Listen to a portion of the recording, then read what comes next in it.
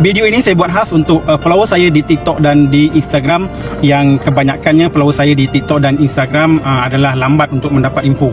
Kerana segala info berkaitan dengan halal awareness ni saya akan up di page Halal Inquiry di Facebook saya dahulu.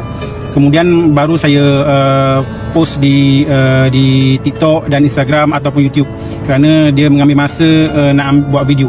Jadi kalau di page Facebook Halal Inquiry, dia just hanya tulis buat jurnalis, buat artikel, kemudian post. Jadi untuk buat video ni saya ambil masa sikit lah. Kisah dia bermula daripada seorang followers, iaitu Encik Hanif. Dia mesej saya bertanya berkenaan dengan logo halal, logo Muslim Friendly Watch ni.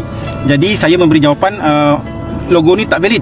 Selepas dia mesej saya pada 29 Oktober, iaitu lebih kurang jam 2 petang. Jadi saya membuat sedikit research berkenaan dengan Muslim Friendly Watch ni siapa.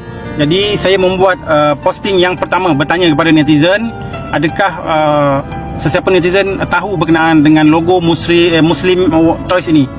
Kemudian saya up posting yang kedua, iaitu isu panas terbaru, kita wajib bantah badan ini. Setelah saya membuat semakan, saya mendapati bahawa Muslim Friendly Watch ini adalah sebuah NGO, iaitu pertubuhan.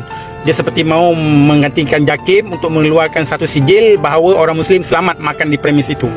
Kemudian saya muat naik lagi satu posting, iaitu dalam kita tak sedar mereka sudah bergerak Muslim Friendly Watch. Kami bantah kerana yang terlibat dia menunjukkan gambar dia bersama Maitreya.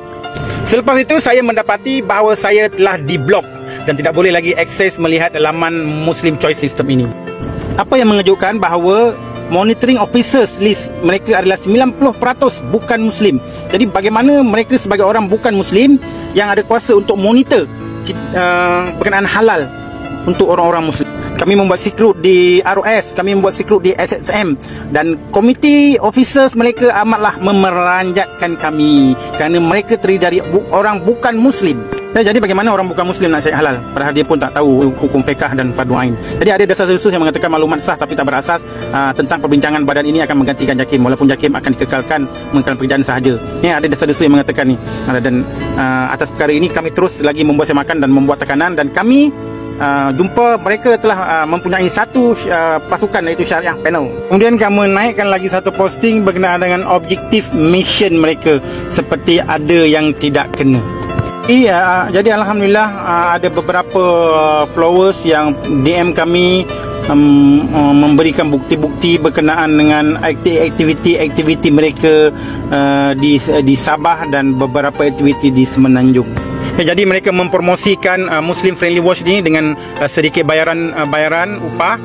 Lepas tu dia orang akan mengeluarkan satu sijil yang mengesahkan premis ini telah disemak oleh mereka dan orang-orang Muslim selamat makan di sini. Jadi syukur alhamdulillah, pada malam lebih kurang jam 9 malam, Maitreya sudah mengeluarkan satu kenyataan. Maitreya tidak terlibat dalam sebarang kerjasama program promosi maupun sebarang aktiviti bersama MFW ini. Jadi klien-klien mereka banyak di Sabah.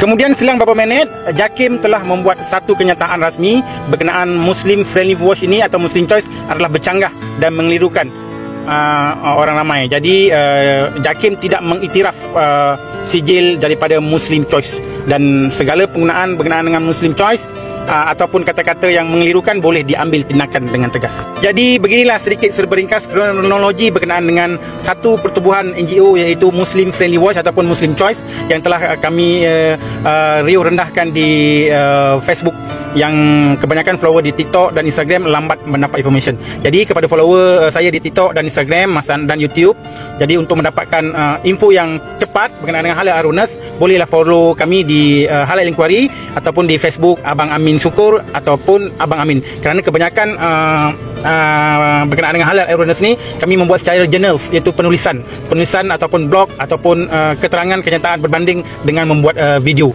Kami akan buat video juga, tapi dia mungkin ambil masa lambat sikit lah. Jadi kepada follower saya di TikTok, Instagram dan YouTube, boleh follow saya di Facebook, iaitu Halal Inquiry, Abang Amin Syukur dan Abang Amin. Facebook saya Amin Syukur telah dibenamkan oleh Facebook selama-lamanya. InsyaAllah kita jumpa di sana. Bye bye. Assalamualaikum.